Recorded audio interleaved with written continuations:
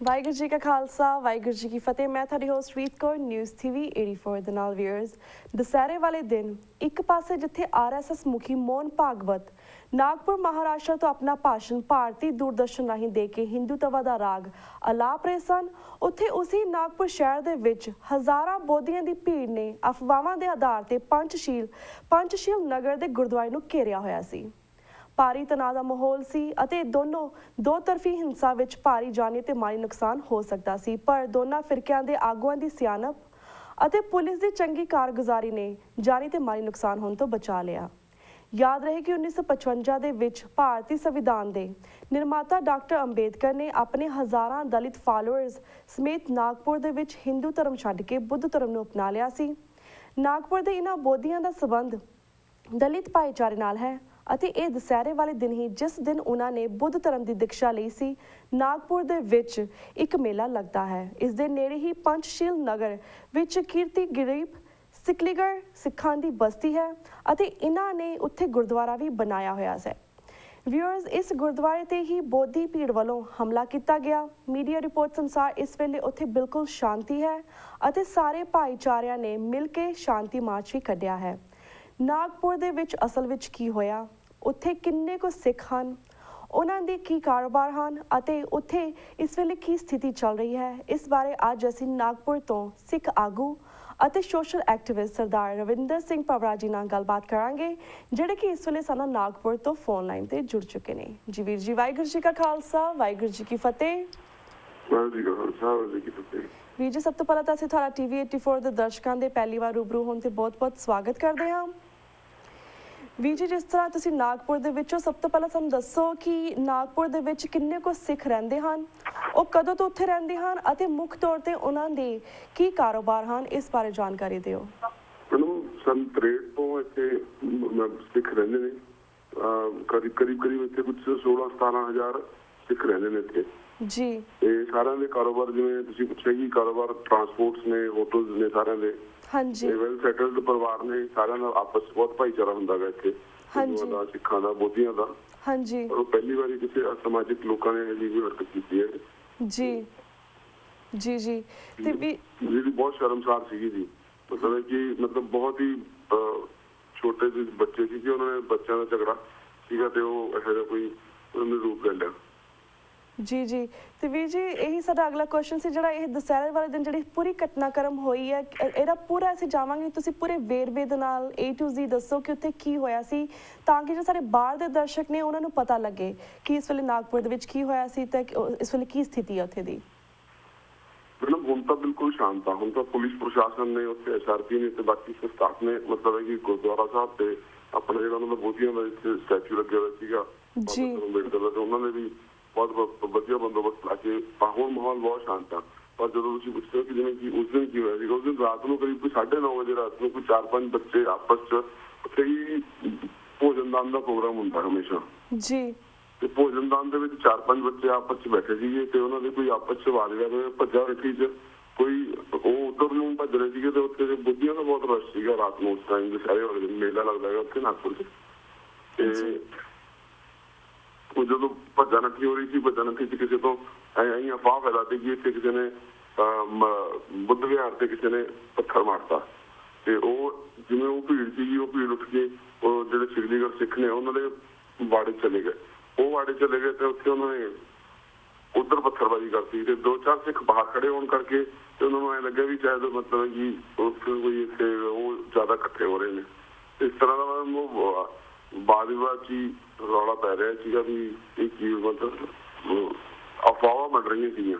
ਹਾਂਜੀ। ਅਫਵਾਹਾਂ ਕਰਕੇ ਮਤਲਬ ਥੋੜਾ ਜਿਹਾ ਮਾਹੌਲ ਖਰਾਬ ਹੋਇਆ ਸੀਗਾ, ਪਰ ਉੱਥੇ ਦੇ ਸਾਡੇ ਨਾਗਪੁਰ ਦੇ ਪੁਲਿਸ ਪ੍ਰਸ਼ਾਸਨ ਨੇ ਬਹੁਤ ਵਧੀਆ ਕੋਆਪਰੇਟ ਕੀਤਾ। ਇੱਥੇ ਦੇ ਮੰਤਰੀ ਸੀਗੇ, ਉਹਨਾਂ ਨੇ ਬਾਕਾਇਦਾ ਆਪਦੇ ਪੁਲਿਸ ਪ੍ਰਸ਼ਾਸਨ ਨੂੰ ਲੈ ਕੇ ਸਮਝਾ ਕੇ ਵੀ ਕਿਵੇਂ ਮਤਲਬ ਹੈ ਕਿ ਕਿਸੇ ਵੀ ਨਾ ਗੁਰਦੁਆਰਾ ਸਾਹਿਬ ਦਾ ਤੇ ਨਾ ਬੁੱਧ ਵਿਹਾਰ ਦਾ ਕਿਸੇ ਵੀ ਤਰੀਕੇ ਵੀ ਮਾਹੌਲ ਖਰਾਬ ਨਹੀਂ ਹੋਣਾ ਚਾਹੀਦਾ। ਜਿਵੇਂ ਕਿ ਇੱਥੇ ਪਿਛਲੇ ਕਈ ਸਾਲਾਂ ਤੋਂ 65-70 ਸਾਲਾਂ ਤੋਂ ਲਗਭਗ ਆਜ਼ਾਦੀ ਤੋਂ ਪਹਿਲਾਂ ਤੋਂ ਇੱਥੇ ਮਤਲਬ ਕਿ ਸਿੱਖ ਰਹਿ ਰਹੇ ਨੇ। ਉਹ ਸਿੱਖ ਹਮੇਸ਼ਾ ਅੱਜ ਤੱਕ ਨਾਗਪੁਰ 'ਚ ਕਦੇ ਦੰਗੇ ਨਹੀਂ ਹੋਏ, 84 ਵੀ ਕਦੇ ਕੋਈ ਦੰਗੇ ਨਹੀਂ ਹੋਏ ਇੱਥੇ। ਆਪਸ 'ਚ ਹਮੇਸ਼ਾ ਭਾਈਚਾਰਾ ਰਹਿੰਦਾ ਹੈ ਹਿੰਦੂਆਂ ਦਾ, ਮੁਸਲਮਾਨਾਂ ਦਾ, ਬੋਧੀਆਂ ਦਾ।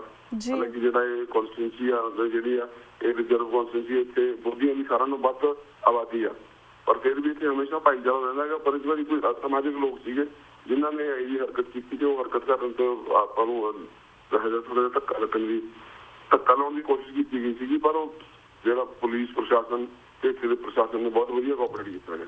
ਹਾਂਜੀ, ਤੇ ਵੀਰ ਜੀ ਜਿਸ ਤਰ੍ਹਾਂ ਗੱਲ ਕੀਤੀ ਕਿ ਇੱਥੇ ਹਮੇਸ਼ਾ ਬੋਧੀ ਹੋਣ ਚਾਹੇ ਮੁਸਲਮਾਨ ਹੋਣ ਚਾਹੇ ਸਿੱਖ ਹੋਣ ਇੰਨੀ ਦੇਰ ਤੋਂ ਇਕੱਠੇ ਸੀਗੇ, ਇੰਨਾ ਚੰਗਾ ਭਾਈਚਾਰਾ ਸੀ, ਕਦੀ ਕੋਈ ਪ੍ਰੋਬਲਮ ਨਹੀਂ ਹੋਈ ਸੀਗੀ। ਪਰ ਜਿਸ ਤਰ੍ਹਾਂ ਰੀਸੈਂਟਲੀ ਘੱਟ ਗਿਣਤੀਆਂ ਦੇ ਵਿੱਚ ਬਹੁਤ ਸਾਰਾ ਪ੍ਰੋਬਲਮਸ ਹੋ ਰਹੀ ਮੁਸਲਮਾਨਾਂ ਤੇ ਸਿੱਖਾਂ ਦੇ ਵਿੱਚ, ਵੱਖ ਇੰਡੀਆ ਦੇ ਵੱਖ ਸਟੇਟਸ ਦੇ ਵਿੱਚ ਪ੍ਰੋਬਲਮ ਹੋਈ, ਤੁਹਾਨੂੰ ਲੱਗਦਾ ਕਿ ਇਸ ਦੇ ਪਿੱਛੇ ਕੋਈ ਡੂੰਘੀ ਚਾਲ ਹੋ ਸਕਦੀ ਆ? ਈਵਨ ਦੋ ਕਿ ਕਾਫੀ ਸਾਰੇ ਸਾਡੇ ਸਿੱਖ ਆਗੂਆਂ ਨੇ ਜਾਂ ਫਿਰ ਬੋਧੀਆਂ ਦੀ ਆਗੂਆਂ ਨੇ ਇਹ ਵੱਡੀ ਚਾਲ ਨੂੰ ਠੱਲ ਪਾ ਲਈ ਸੀ, ਪਰ ਡੋਂਟ ਯੂ ਥਿੰਕ ਕਿ ਇਹ ਬਹੁਤ ਵੱਡਾ ਇੱਕ ਕਾਂਡ ਹੋ ਸਕਦਾ ਸੀਗਾ, ਇੱਕ ਬਹੁਤ ਵੱਡੀ ਘਟਨਾ ਹੋ ਸਕਦੀ ਸੀ ਜਿਸ ਕਾਫੀ ਲੋਕ ਮਰ ਸਕਦੇ ਸੀਗੇ? ਮੈਨੂੰ ਘਟਨਾ ਹੋ ਸਕਦੀ ਸੀ, ਪਰ ਆਪਣੇ ਇਹ ਬਹੁਤ ਸਿਆਣਪ ਆ ਇੱਥੇ ਦੇ, ਮਤਲਬ ਹੈ ਕਿ ਨਾਗਪੁਰ ਦੇ ਸਿੱਖਾਂ ਦੀ, ਬੋਧੀਆਂ ਦੀ, ਹਿੰਦੂਆਂ ਦੀ ਤੇ ਮੁਸਲਮਾਨਾਂ ਦੀ ਇਹ ਬਹੁਤ ਸਿਆਣਪ ਆ। ਹਮੇਸ਼ਾ ਮਤਲਬ ਉਸ ਦਿਨ ਤਾਂ ਬਹੁਤ ਵਧੀਆ ਸਿਆਣਪ ਵਾਪਰੀ ਗਈ ਕਿ ਕਿਸੇ ਵੀ ਮਤਲਬ ਜੇ ਕੋਈ ਹੋਰ ਅਸਮਾਜਿਕ ਲੋਕ ਸੀ ਤੇ ਉਹਨਾਂ ਨੂੰ ਸ਼ਾਂਤ ਕੀਤਾ ਗਿਆ, ਸਾਰਿਆਂ ਨੂੰ ਰਲ ਕੇ ਕੀਤਾ ਗਿਆ। ਤੇ ਜਿਹੜੀ ਕੋਈ ਸਾਜ਼ਿਸ਼ ਸੀਗੀ ਜਿਵੇਂ ਉਹਦੇ ਹੋਰ ਭਾਰਤ ਦੇ ਲੋਕ ਇੱਧਰ ਬਾਕੀ ਸਾਰੇ ਨਾਲ ਸੀਗੇ ਇੱਥੇ ਨਾਗਪੁਰ 'ਚ, ਤੇ ਉਹ ਹੋ ਸਕਦਾ ਕੋਈ ਇਹੋ ਜਿਹੀ ਵੱਡੀ ਸਾਜ਼ਿਸ਼ ਹੋਵੇ, ਪਰ ਸਿੱਖ ਆਗੂ ਇੰਨੇ ਸਿਆਣੇ ਸੀਗੇ ਤੇ ਉੱਥੇ ਬੋਧੀ ਵੀ ਤੇ ਮੁਸਲਮਾਨ ਆਗੂ ਵੀ ਇੰਨੇ ਸਿਆਣੇ ਸੀਗੇ ਕਿ ਉਹਦੇ ਉਸ ਮਾਹੌਲ ਤੇ ਬਹੁਤ ਵਧੀਆ ਕੰਟਰੋਲ ਹੋਇਆ ਮੈਡਮ ਜੀ। ਬਹੁਤ ਸਾਰੇ ਬੋਧੀ ਉੱਥੇ ਇਕੱਠੇ ਹੋਏ ਸੀ, ਬਹੁਤ ਸਿੱਖ ਵੀ ਹਜ਼ਾਰਾਂ ਦੀ ਤਾਦਾਦ ਨਾਲ ਇਕੱਠੇ ਹੋਏ ਜਦੋਂ ਸ਼ਾਂਤੀ ਮਾਰਚ ਕੱਢੀ ਗਈ ਤੇ ਬਹੁਤ ਸ਼ਾਨਦਾਰ ਤਰੀਕੇ ਨਾਲ ਉਹਨਾਂ ਨੇ ਆਪਦੇ ਨਾਅਰੇ ਲਾਏ, ਆਪਦੀ ਕਮਿਊਨਿਟੀ ਦੇ ਸਿੱਖਾਂ ਨੇ ਆਪਦੇ ਵਾਹਿਗੁਰੂ ਜੀ ਕਾ ਖਾਲਸਾ ਜੀ ਕੀ ਫਤਿਹ ਦੇ ਨਾਅਰੇ ਲਾਏ ਤੇ ਉਹਦਾ ਜਿਹੜਾ ਮਾਹੌਲ ਸ਼ਾਂਤ ਹੋ ਗਿਆ ਉਸ ਤੋਂ ਬਾਅਦ ਜੀ। ਤੇ ਵੀਰ ਜੀ ਇਹ ਤਾਂ ਬਹੁਤ ਖੁਸ਼ੀ ਦੀ ਗੱਲ ਹੈ ਕਿ ਤੁਸੀਂ ਸਾਰੀ ਚੀਜ਼ ਤੇ ਇੱਕਦਮ ਕਾਬੂ ਪਾ ਲਿੱਤਾ, ਬਿਕੋਜ਼ ਬਹੁਤ ਸਾਰੀਆਂ ਹੋਰ ਜਗ੍ਹਾ ਤੇ ਜਿਹੜੀਆਂ ਇੰਡੀਆ ਦੇ ਵਿੱਚ ਹੋਈਆਂ ਸੀ ਇਸ ਤਰ੍ਹਾਂ ਦੀਆਂ ਵਾਰਦਾਤਾਂ ਜਿਹਨਾਂ ਵਿੱਚ ਸਿੱਖ ਮੁਸਲਮਾਨਾਂ ਦੇ ਰਾਈਟਸ ਹੋਏ ਸੀ, ਉੱਥੇ ਇਸ ਤਰ੍ਹਾਂ ਨੇ ਲਾਈਕ ਪੁਲਿਸ ਪ੍ਰਸ਼ਾਸਨ ਵੀ ਨਾਲ ਇਨਵੋਲਵ ਸੀਗਾ, ਸਰਕਾਰਾਂ ਵੀ ਇਨਵੋਲਵ ਸੀ ਤੇ ਕਾਫੀ ਲੋਕਾਂ ਦਾ ਮਾਲੀ ਜਾਨੀ ਨੁਕਸਾਨ ਵੀ ਹੋਇਆ, ਕਾਫੀ ਲੋਕ ਮਰੇ ਵੀ ਆ, ਕਾਫੀ ਨੁਕਸਾਨ ਵੀ ਹੋਇਆ। ਸੋ ਵੀ ਆਰ ਹੈਪੀ ਕਿ ਇਸ ਚੀਜ਼ ਤੇ ਤੁਸੀਂ ਇੱਕਦਮ ਟਾਈਮ ਤੇ ਆ ਕੇ ਠੱਲ ਪਾ ਲਿੱਤੀ। ਤੇ ਜਿਸ ਤਰ੍ਹਾਂ ਬੋਧੀਆਂ ਨੇ ਜਦੋਂ ਵੀਰ ਜੀ ਗੁਰਦੁਆਰੇ ਨੂੰ ਘੇਰਿਆ ਹੋਇਆ ਸੀਗਾ ਤਾਂ ਸੁਣਨ ਵਿੱਚ ਆਇਆ ਸੀ ਕਿ ਜਿਹੜੇ ਗੁਰਦੁਆਰੇ ਦੇ ਵਿੱਚ ਪ੍ਰਸ਼ਾਸਨ ਵਾਲੇ ਲੋਕ ਸੀਗੇ ਉਹਨਾਂ ਨੇ ਸਰਨਾ ਵੀਰ ਜੀ ਨੂੰ ਫੋਨ ਕੀਤਾ ਸੀਗਾ, ਦਿੱਲੀ ਸ਼੍ਰੋਮਣੀ ਕਮੇਟੀ ਐਂਡ ਹੋਰ ਕਮੇਟੀਆਂ ਨੂੰ ਫੋਨ ਕੀਤਾ ਸੀਗਾ, ਉਹਨਾਂ ਦਾ ਸਭ ਦੇ ਵਿੱਚ ਕੀ ਰੋਲ ਸੀਗਾ ਇਸ ਵਿੱਚ? ਜਿਵੇਂ ਕਿ ਤੁਸੀਂ ਦੱਸਿਆ ਕਿ ਸਰਨਾ ਸਾਹਿਬ ਤੇ ਹੋਰ ਬਹੁਤ ਸਾਰੇ ਦਿੱਲੀ ਲੋਕਾਂ ਨੂੰ ਫੋਨ ਕੀਤੇ ਗਏ ਨੇ ਤੇ ਉਹ ਉੱਥੋਂ ਵੀ ਜੋ ਵੀ ਮਤਲਬ ਉਹ ਨਾਗਪੁਰ ਜਿਵੇਂ ਪਸੀਸਾ ਸਾਹਿਬ ਨੂੰ ਫੋਨ ਕੀਤੇ ਗਏ ਸੀਗੇ, ਉਹਨਾਂ ਨੇ ਨਾਗਪੁਰ ਨੂੰ ਜਿਹੜੇ ਪੁਲਿਸ ਕਮਿਸ਼ਨਰ ਨੇ ਉਹਨਾਂ ਦੇ ਬਹੁਤ ਉਹਨਾਂ ਦੇ ਥੱਲੇ ਉਹਨਾਂ ਨੇ ਜੂਨੀਅਰ ਜੀ ਪਸੀਸਾ ਜੀ ਹੈ ਕਿ ਸਰਨਾ ਜੀ ਦੇ ਮਤਲਬ ਇੱਥੇ ਜਿਵੇਂ ਲੋਕਲ ਰਿਲੇਸ਼ਨ ਨੇ ਤੇ ਉਹਨਾਂ ਨੇ ਬਹੁਤ ਵਧੀਆ ਕੋਆਪਰੇਟ ਕੀਤਾ ਗਿਆ। ਮਤਲਬ ਉੱਥੇ ਜਿਵੇਂ ਮਿਨਿਸਟਰ ਸੀਗੇ ਇੱਥੇ ਨਾਗਪੁਰ ਦੇ ਜਿਹੜੇ ਸਾਡੇ ਇਸ ਹਲਕੇ ਤੋਂ ਜਿਹੜੇ ਐਮਐਲਏ ਨੇ ਉਹ ਮਿਨਿਸਟਰ ਵੀ ਨੇ ਤੇ ਉਹਨਾਂ ਨੇ ਵੀ ਮਤਲਬ ਕਿ ਬਹੁਤ ਵਧੀਆ ਆਪਸ 'ਚ ਗੱਲਬਾਤ ਕਰਕੇ ਪੁਲਿਸ ਪ੍ਰਸ਼ਾਸਨ ਨੂੰ ਹੋਰ ਜਿਹੜੇ ਉਹ ਆਗੂ ਸੀਗੇ ਉਹਨਾਂ ਨੂੰ ਸਮਝਾਇਆ ਗਿਆ ਕਿ ਕਿਸੇ ਵੀ ਤਰੀਕੇ ਦਾ ਹਾਲਾਤ ਖਰਾਬ ਨਹੀਂ ਹੋਣੇ ਚਾਹੀਦੇ, ਕੋਈ ਵੀ ਮਾਰਤਾ ਨਹੀਂ ਹੋਣੀ ਚਾਹੀਦੀ ਆਪਸ 'ਚ। ਬਾਅਦ 'ਚ ਜਿਹੜਾ ਵੀ ਜਿਵੇਂ ਜੋ ਸਮਾਜਿਕ ਲੋਕ ਇਹ ਹਰਕਤ ਕਰ ਰਹੇ ਨੇ ਉਹਨਾਂ ਦੇ ਠੱਲ ਪਾਈ ਜਾਏ ਤੇ ਹੁਣ ਉਹਨੂੰ ਦੇਖਿਆ ਜਾਵੇ। ਜੀ ਬਿਲਕੁਲ। ਉਸ ਟਾਈਮ ਦੋਵਾਂ ਦਾ ਸਰਨਾ ਸਾਹਿਬ ਤੇ ਬਾਕੀ ਹੋਰ ਜਿਹੜੇ ਆਗੂ ਨੇ ਉਹਨਾਂ ਦਾ ਬਹੁਤ ਵਧੀਆ ਰੋਲ ਸੀਗਾ ਕਿ ਉੱਪਰੋਂ ਬੈਠ ਕੇ ਉਹਨਾਂ ਨੇ ਸਾਰੇ ਸਿੱਖਾਂ ਨੂੰ ਸਮਝਾਇਆ ਗਿਆ, ਹਮੇਸ਼ਾ ਸਿੱਖਾਂ ਨੂੰ ਹੋਰ ਵਧੀਆ ਮਿਨਿਸਟਰ ਨੇ ਰੱਖ ਰਹੇ ਨੇ ਜਿੰਦਾ ਸੀ ਉਹਨਾਂ ਨੇ ਜਿਹੜੇ ਉਹਨਾਂ ਦੇ ਆਗੂ ਸੀਗੇ ਬੋਧੀਆਂ ਦੇ ਉਹਨਾਂ ਨੂੰ ਸਮਝਾਇਆ ਗਿਆ ਕਿ ਇਹ ਤੁਸੀਂ ਇੰਡੀਆ ਦਾ ਸ਼ਾਂਤੀ ਰੱਖੋ, ਜਿਹੜੇ ਸਮਾਜਿਕ ਲੋਕ ਇਹ ਹਰਕਤ ਕਰ ਰਹੇ ਨੇ ਉਹ ਤੇ ਕੰਟਰੋਲ ਰਹੇਗਾ। ਪਰ ਜਿਵੇਂ ਕਿ 2-4 ਘੰਟੇ ਉਹ ਮਾਹੌਲ ਰਿਹਾ ਪਰ ਬਾਅਦ ਕੰਟਰੋਲ ਹੋ ਗਿਆ। ਜੀ ਤੇ ਵੀਰ ਜੀ ਤੁਸੀਂ ਜਿਸ ਤਰ੍ਹਾਂ ਗੱਲ ਕੀਤੀ ਕਿ ਹੁਣ ਉੱਥੇ ਦੀ ਸਥਿਤੀ ਕਾਫੀ ਅੱਗੇ ਨਾਲੋਂ ਬੈਟਰ ਹੈ ਕਿਉਂਕਿ ਪਹਿਲਾਂ ਤਣਾਅ ਸੀਗਾ, ਉਸ ਤੋਂ ਬਾਅਦ ਮਾਰਚ ਕੱਢਿਆ ਗਿਆ ਸੀ।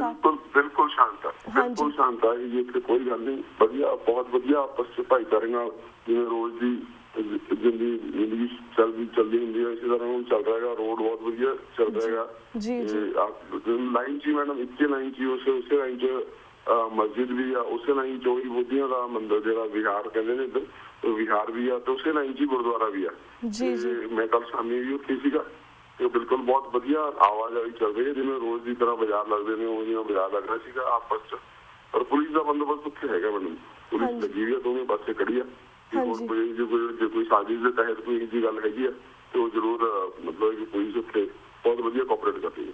ਜੀ ਬਿਲਕੁਲ ਵੀਰ ਜੀ, ਸੋ ਸਥਿਤੀ ਵੀ ਬਿਲਕੁਲ ਸਹੀ ਹੈ ਤੇ ਇਸ ਵੇਲੇ ਐਡਮਿਨਿਸਟ੍ਰੇਸ਼ਨ ਜਿਹੜੀ ਆ ਉਸ ਦਾ ਰਵੱਈਆ ਵੀ ਬਿਲਕੁਲ ਸਹੀ ਹੈ ਤੇ ਇਹ ਬਿਲਕੁਲ ਚੰਗੀ ਗੱਲ ਤੁਸੀਂ ਗੱਲ ਕੀਤੀ ਬਿਕੋਜ਼ ਥਿੰਕ ਇਜ਼ ਅਸੀਂ ਬਾਹਰ ਦੇ ਜਿਹੜੇ ਸਿੱਖ ਆ ਜੋ ਸਾਡੇ ਸਿੱਖ ਭਾਈਚਾਰਾ ਨਾਲ ਜਾਂ ਫਿਰ ਕਿਸੇ ਵੀ ਮਾਈਨੋਰਿਟੀਜ਼ ਦਾ ਇੰਡੀਆ ਦੇ ਵਿੱਚ ਇਸ ਤਰ੍ਹਾਂ ਕੁਝ ਹੁੰਦਾ ਤਾਂ ਸਾਨੂੰ ਡਰ ਲੱਗਦਾ, ਇਸ ਲਈ ਅਸੀਂ ਤੁਹਾਡੀ ਇੰਟਰਵਿਊ ਲੈ ਰਹੇ ਤਾਂ ਕਿ ਬਾਹਰ ਦੇ ਦਰਸ਼ਕਾਂ ਨੂੰ ਪਤਾ ਲੱਗੇ ਕਿ ਵਾਟ ਵੀ ਆਰ ਗੋਇੰਗ ਥਰੂ, ਸਾਡੇ ਕੀ ਹੋ ਰਿਹਾ ਇਸ ਵੇਲੇ, ਕੀ ਹਾਲਾਤ ਹੋ ਰਹੇ ਨਵੀਂ ਗਵਰਨਮੈਂਟ ਆਉਣ ਕਰਕੇ ਇੰਡੀਆ ਦੇ ਵਿੱਚ।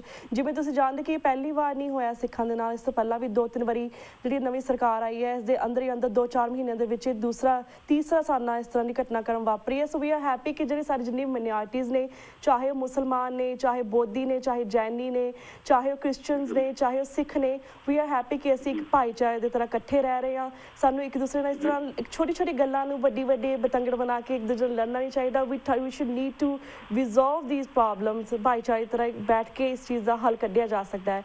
ਕਿਉਂਕਿ ਵੀਰ ਜੀ ਆਪਣੇ ਕੋਲ ਲਿਮਿਟਿਡ ਟਾਈਮ ਹੈ, ਥੈਂਕ ਯੂ ਸੋ ਮਚ ਕਿ ਤੁਸੀਂ ਪੂਰੀ ਸਥਿਤੀ ਦਾ ਪੂਰਾ ਵੇਰਵਾ ਦਿੱਤਾ। Because we have very limited time, ਸਾਡੇ ਕੋਲ 2 ਮਿੰਟ ਰਹਿ ਗਏ ਨੇ ਐਟ ਦੀ ਐਂਡ, ਕਿਉਂਕਿ ਤੁਹਾਨੂੰ ਇਸ ਵੇਲੇ ਦਰਸ਼ਕ TV 84 ਰਾਹੀਂ ਪੂਰੀ ਦੁਨੀਆ ਦੇ ਵਿੱਚ ਲਾਈਵ ਵੇਖ ਰਹੇ ਨੇ, ਸੁਣ ਰਹੇ ਨੇ, ਤੁਸੀਂ ਉਹਨਾਂ ਨੂੰ ਕੀ ਸੁਨੇਹਾ ਦੇਣਾ ਚਾਹੋਗੇ?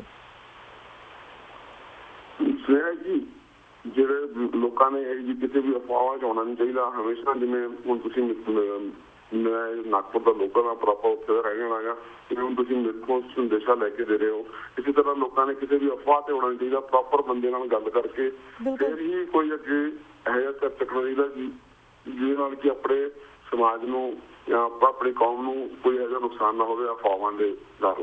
ਜੀ ਬਿਲਕੁਲ, ਮੇਰੀ ਸਾਰਿਆਂ ਨੂੰ ਅਪੀਲ ਆ, ਬੇਨਤੀ ਆ ਕਿ ਅਫਵਾਹਾਂ ਤੇ ਨਾ ਜਾਣ, ਬਿਲਕੁਲ ਹਕੀਕਤ ਤੇ ਦੇਖ ਕੇ ਤੇ ਫਿਰ ਉਸ ਤੋਂ ਬਾਅਦ ਕੋਈ ਵੀ ਡਿਸੀਜਨ ਲਿੱਤਾ ਜਾਵੇ, ਫੈਸਲਾ ਕੀਤਾ ਜਾਵੇ ਕਿ ਹੁਣ ਕੌਮ ਵਾਸਤੇ ਕੀ ਕਰਨਾ ਚਾਹੀਦਾ। ਇਸ ਵਾਰੀ ਅਫਵਾਹਾਂ ਨੂੰ ਬਚਾਉਣ ਵਾਸਤੇ ਜਿਹੜੇ ਸਾਡੇ ਸਿੱਖ ਆਗੂਆਂ ਨੇ ਬਹੁਤ ਵਧੀਆ ਕੰਮ ਕੀਤੇ ਨੇ। ਇੱਥੇ ਦੇ ਪੁਲਿਸ ਪ੍ਰਸ਼ਾਸਨ ਨੇ, ਇੱਥੇ ਦੇ ਮਿਨਿਸਟਰ ਨੇ, ਜਿਹੜੇ ਉਹ ਮੋਦੀ ਨੇ, ਤੇ ਪਰ ਉਹਨਾਂ ਨੇ ਬਹੁਤ ਵਧੀਆ ਕੰਮ ਕੀਤਾ ਗਾ। ਇਸੇ ਤਰ੍ਹਾਂ ਮੈਂ ਬਾਕੀ ਸਾਰਿਆਂ ਨੂੰ ਅਪੀਲ ਕਰਦਾ ਕਿ ਸਹੀ ਤਰੀਕੇ ਦੀ ਜਾਣਕਾਰੀ ਲੈ ਕੇ ਹੀ ਆਪਣੇ ਕੌਮ ਬਾਰੇ, ਆਪਣੇ ਲੋਕਾਂ ਬਾਰੇ ਡਿਸੀਜਨ ਲਿੱਤੇ ਜਾਣ ਕਿ ਹੁਣ ਕੀ ਕੀਤਾ ਜਾਵੇ। ਜੀ ਬਿਲਕੁਲ, ਸਾਰਿਆਂ ਨੂੰ ਅਪੀਲ ਹੈ ਜੀ। ਥੈਂਕ ਯੂ ਸੋ ਮਚ ਵੀਰ ਜੀ ਕਿ ਤੁਸੀਂ ਪੂਰੇ ਘਟਨਾਕ੍ਰਮ ਦਾ ਵੇਰਵਾ ਦਿੱਤਾ, ਸਾਡੇ TV 84 ਦਰਸ਼ਕਾਂ ਦੇ ਰੂਬਰੂ ਹੋਏ। ਹੁਣ ਵੀਰ ਜੀ ਵਕਤ ਹੋ ਗਿਆ ਤੁਹਾਡੇ ਕੋਲ ਇਜਾਜ਼ਤ ਲੈਣ ਦਾ। ਵਾਹਿਗੁਰੂ ਜੀ ਕਾ ਖਾਲਸਾ, ਵਾਹਿਗੁਰੂ ਜੀ ਕੀ ਫਤਿਹ। Viewers, वक्त हो गया एक छोटे से ब्रेक था। Keep watching News TV 84. We'll be right back after a short break.